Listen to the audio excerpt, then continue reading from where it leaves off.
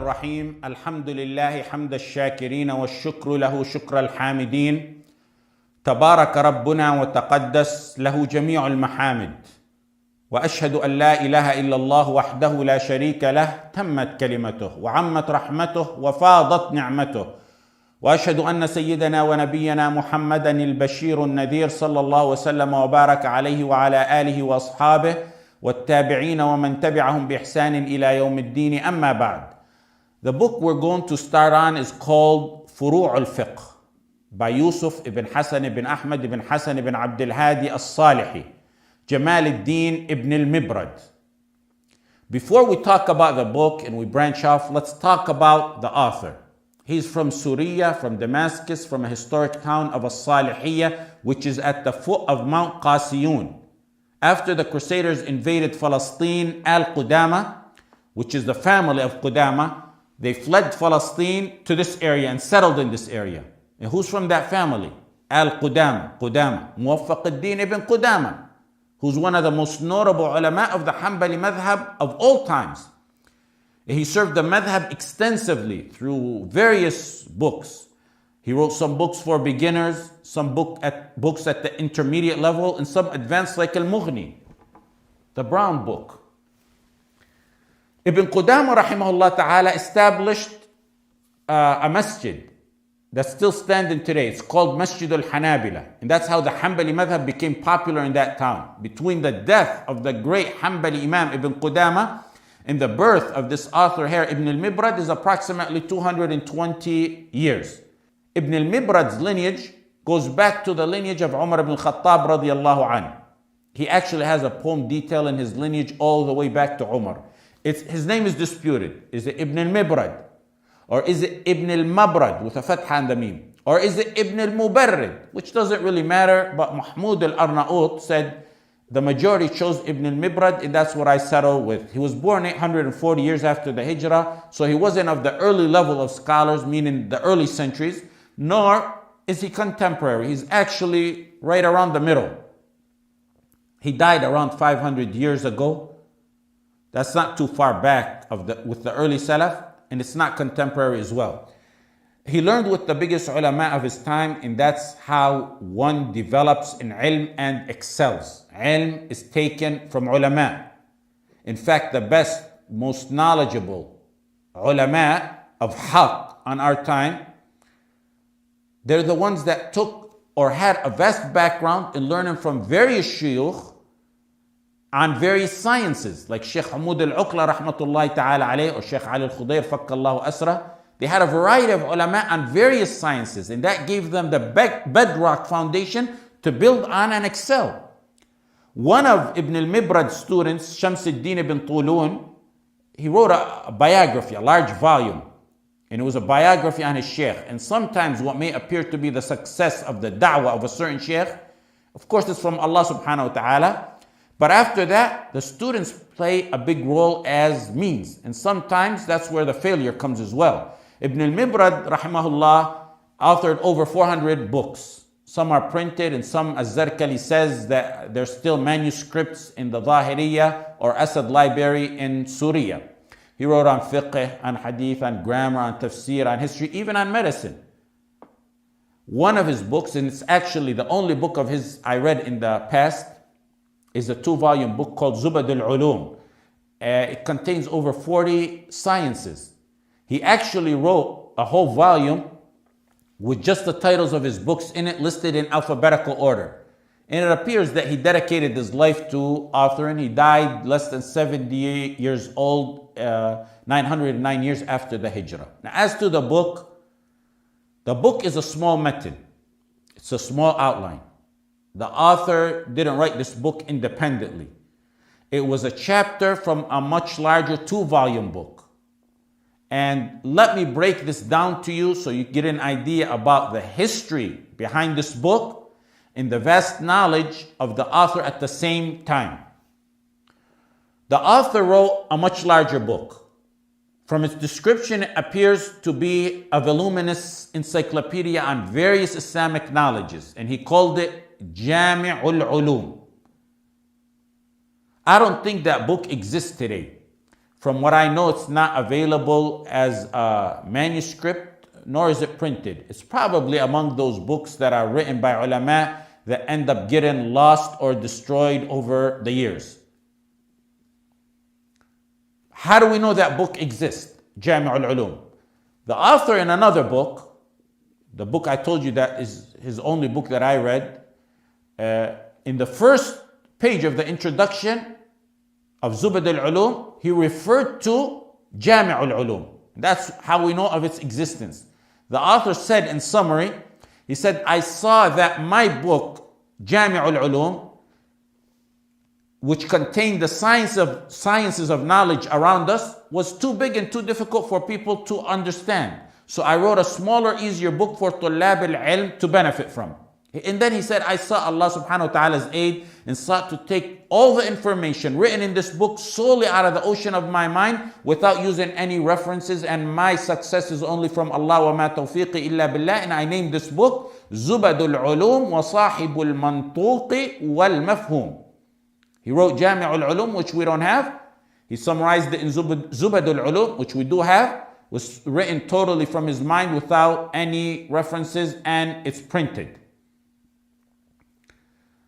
In Zubad al-Ulum, the 2-volume summary of his encyclopedia, there's a section on Usul al-Fiqh. There's a chapter on Hadith. There's a chapter on the sciences of Hadith. There's a chapter on Tafsir. There's a chapter on Qira'at. There's a chapter on grammar, on medicine, on inheritance, on sects and creeds. There's over 40 different chapters included in that 2-volume book. He has a chapter on Usul al-Fiqh. Then a chapter on Furu al-Fiqh. He has a chapter in it on Usul al-Fiqh and another one on Furu al-Fiqh. Those pages before you were a small chapter taken out of Zubad al-Ulum. From what's new to me, and I just learned it in the past few days, is that Abd al-Salam al-Shuway'ir, who I was informed is a teacher in the Haram, I don't know him, but I recognized from his name his father, who I do know very well. Back in our previous contact and communication and visits and Hajj stays with Ibn Baz, my father met al-Shuway'ir because he was always around Shaykh Ibn Baz, because he was a close advisor and a writer around Ibn Baz. And he became very well acquainted with my father, and he respected my father tremendously. That's the father.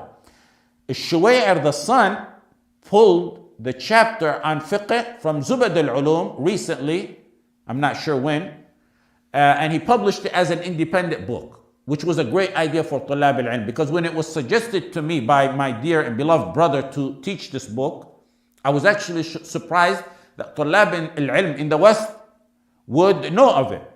It was buried in Zubad al-Ulum, and by pulling it out and making it an independent book and publishing it like that, he actually brought it back to life. Imagine, there's many mutun on all the madhab, on madhab al-Hanbali as well, and they have tens upon tens of elucidations and explanations and works.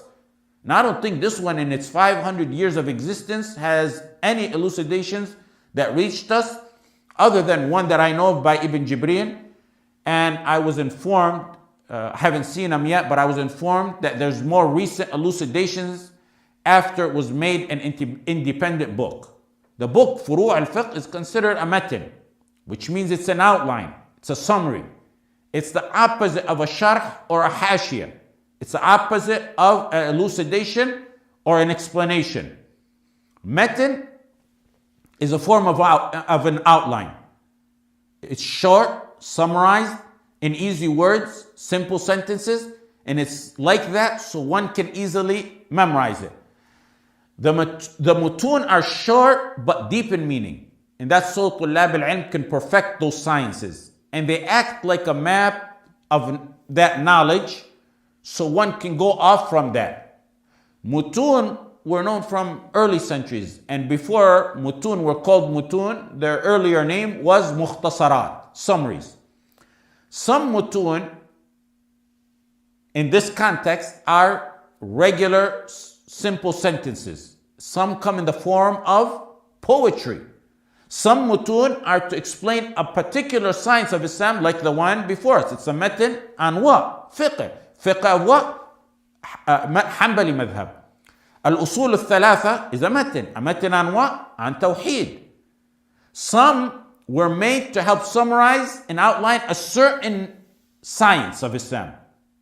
Some were written to summarize a certain specific book, like al-Fiqh al-Iraqi. It was a summary for Muqaddimat Ibn Salah.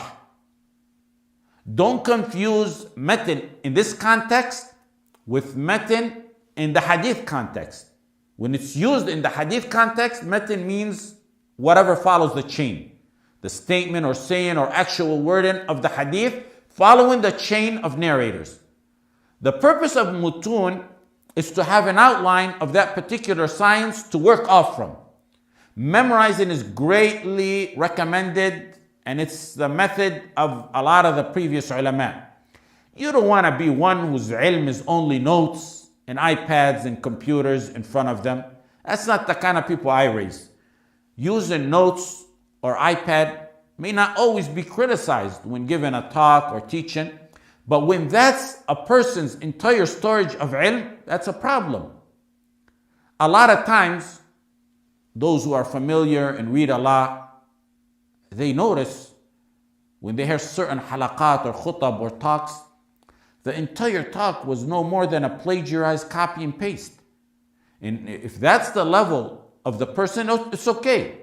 But for him to think he's a mufti and a allam and a mujaddid and the ummah has never seen his likes, that's a problem. Al-Tahir ibn Ashur said the alim can't be called the alim unless he memorizes a lot. لا يعتبر العالم عالما ما لم يكن كثير الحفظ. الشافعي and others like al-Sha'bi, rahimahumullah, Allah blessed them with like a miracle in memorization. Al-Shafi'i said, al-Sha'bi actually said, I never wrote black on white, meaning I never wrote anything, except I memorized it, and no one has ever mentioned any hadith in front of me except I memorized it from the first time without having to ask him to repeat it. And if anyone was to collect that which I forgot and memorize it, he would become a alim. Ibn Abi al-Hadid said, وَبَعْدُ فَالْعِلْمُ إِذَا لَمْ يَنْضَبِطْ بِالْحِفْظِ لَمْ يَنْفَعْ. If you don't stabilize your knowledge with some memorization, it'll become useless. Man حفظ المتون حاز الفنون. Memorizing the mutun acquires the arts. The person memorizing mutun will continue to speak, even if he loses his eyesight, or books, or notes, or iPad, or computer. Some who you see speak, the extent and sum and outmost of their knowledge is the iPad in front of them. That's not where طلاب العلم store their ilm. One technical error would render that person speechless. If that were to vanish, or the internet searches generally were to vanish, and their Sheikh Google and their Sheikh Maktaba Shamila, they would vanish with it. In fact, if the internet were to vanish, many couldn't even go to an Islamic physical library and prepare a small talk from the actual physical references. Knowledge, beneficial knowledge, is what's in the hearts. وَلَقَدْ آتَيْنَا دَاوُودَ وَسُلَيْمَانَ عِلْمًا وَقَالَ الْحَمْدُ لِلَّهِ الَّذِي فَضَّلَنَا عَلَى كَثِيرٍ مِّنْ عِبَادِهِ الْمُؤْمِنِينَ. We granted knowledge to Dawood and Sulaiman. What did they say? Alhamdulillah, that Allah subhanahu wa ta'ala privileged us over many. So how did they get privileged? With the knowledge. Knowledge that's in the hearts and minds. Mutun are like a seed. You know how a seed is to a tree? You put the seed, then there's a trunk, then there's branches, then there's leaves from that seed. The seed is the matan, and then you build on it by learning it.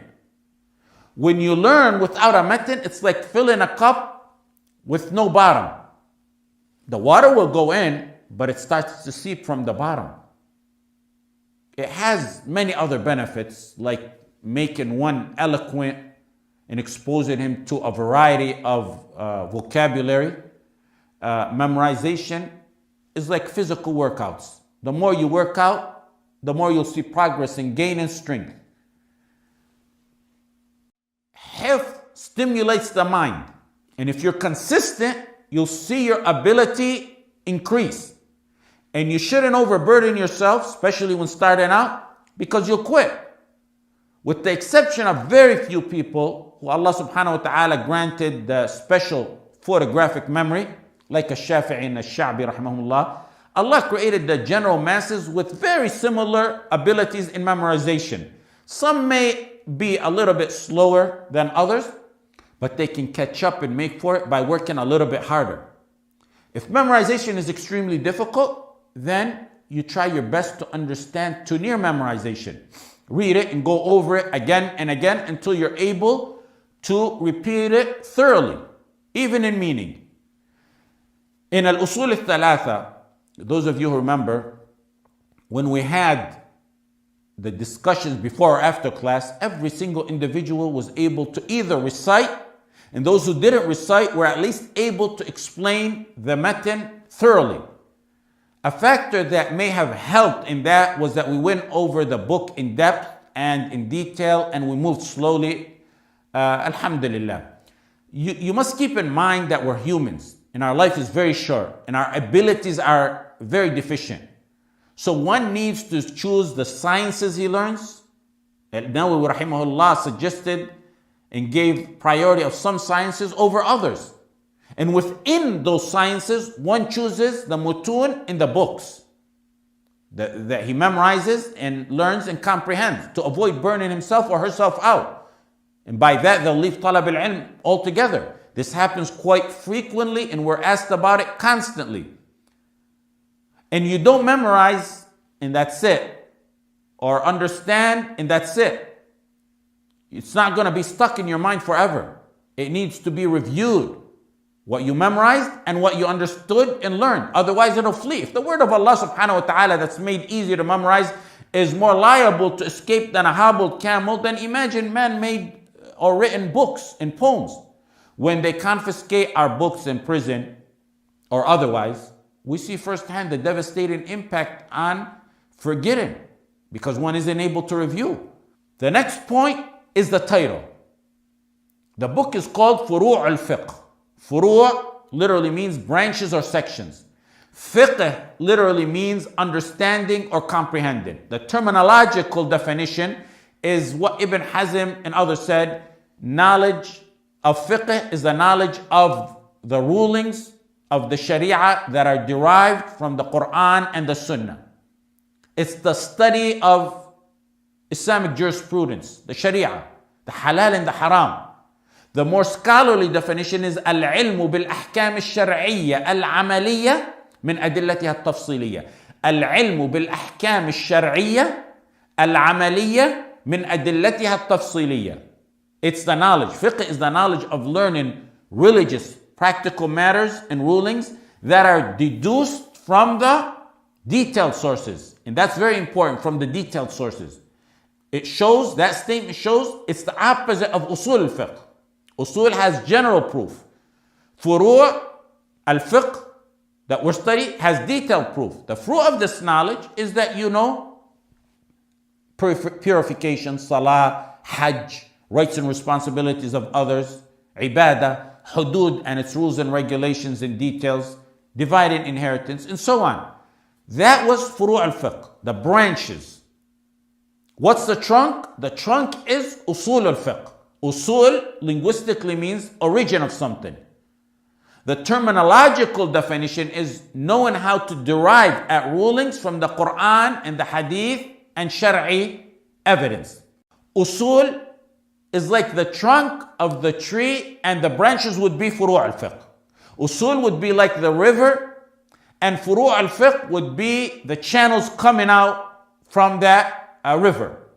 Usul is like an umbrella that shades the branches.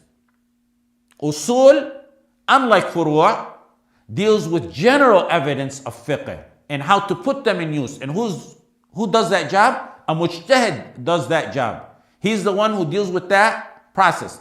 Compilation-wise, the first book written on Usul al-Fiqh is the famous, well-known book called Al-Risala by Imam al-Shafi'i rahimahullah ta'ala.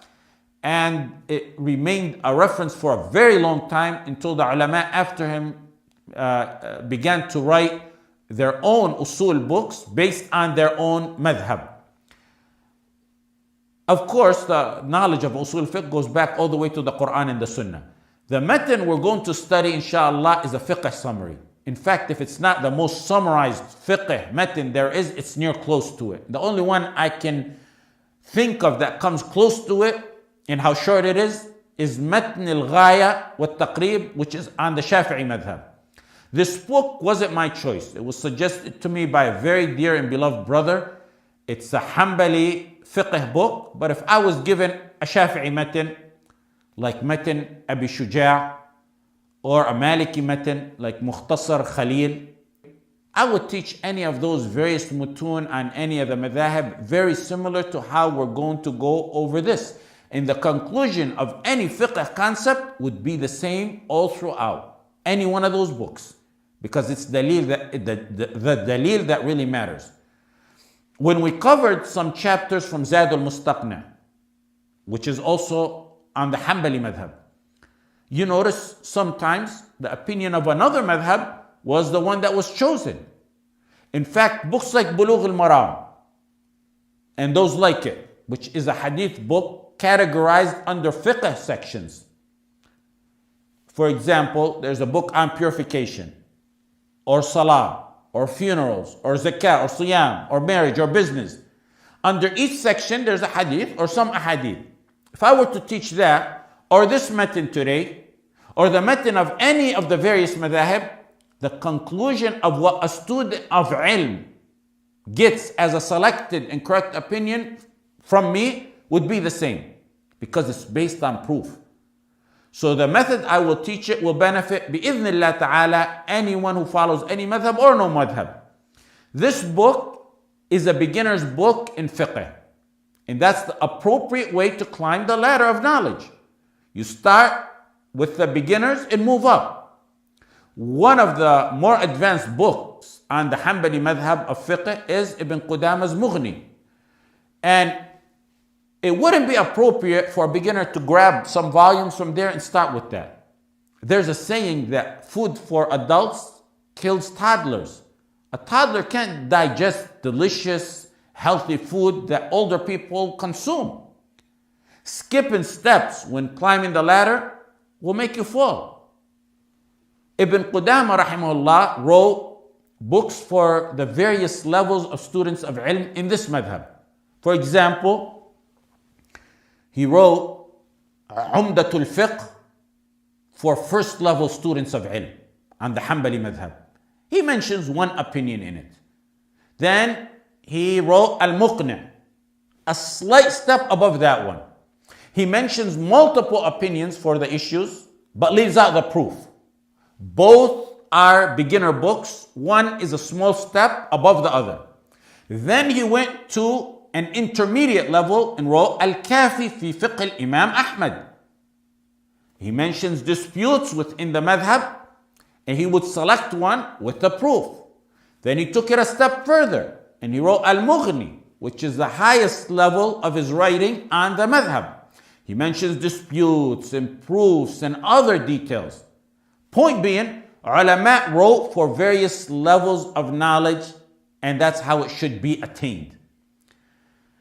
This book we're about to go over, Furu al-Fiqh, is not that popular as those by Ibn Qudama and others, but it's a great one. It serves as a map and the outline in your journey, not only for fiqh of madhab al-Imam Ahmad, but it could be an outline for fiqh in general, if taught that way. It's good in that it encompasses most of the various chapters of fiqh, and a student of ilm must go over all the chapters. And even though it's summarized and a beginner's book, the book itself can be taught as a beginner's or an intermediate or an advanced level. I don't teach it as a beginner style only. I'll be teaching it, inshallah, in an intermediate or closer to borderline advanced in some issues. Teaching an intermediate to advanced will also encompass beginners, inshallah, so that they'll grasp everything, inshallah. Overall, the author tried to keep the book extremely simple and summarized as mutun should be. And this one is extremely short, as I said. He breaks down fiqh into categories in a nice, clear outline, somewhat different from other mutun. And you'll see when we get into it. He encompasses most of the branches of fiqh, but he left out some. Either because he wanted it very summarized, or because we said it's from his memory, and he might have forgot or missed out on some of them. We'll be, based on the request that I got, we'll have some quizzes that will be sent out and given to you.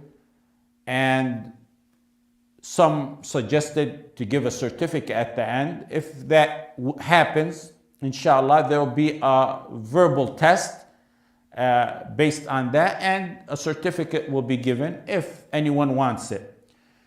I'll do it for the brothers, and we'll have a talibat ilm do it for the sisters. There's no charge. There's no registration. There's no forms to fill out.